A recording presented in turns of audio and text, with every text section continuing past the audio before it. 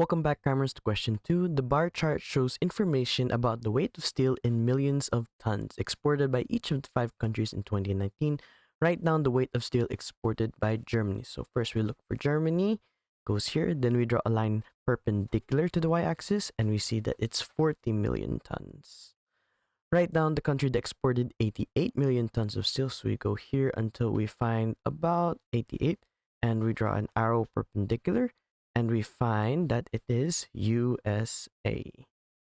Work out the difference between the weight of steel exported by Japan and the weight of steel exported by Saudi Arabia. So difference is when we subtract. So for Japan, we have 100 million, and then we subtract for Saudi Arabia, which is over here, 5 million. So 100 minus 5 is 95.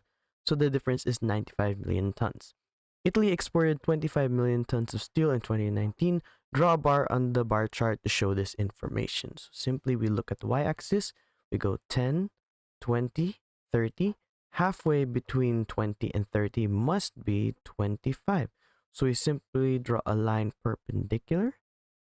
And for Italy, we draw a line here, here, and here. And that is our bar chart. Thanks for watching. Cram, then scram.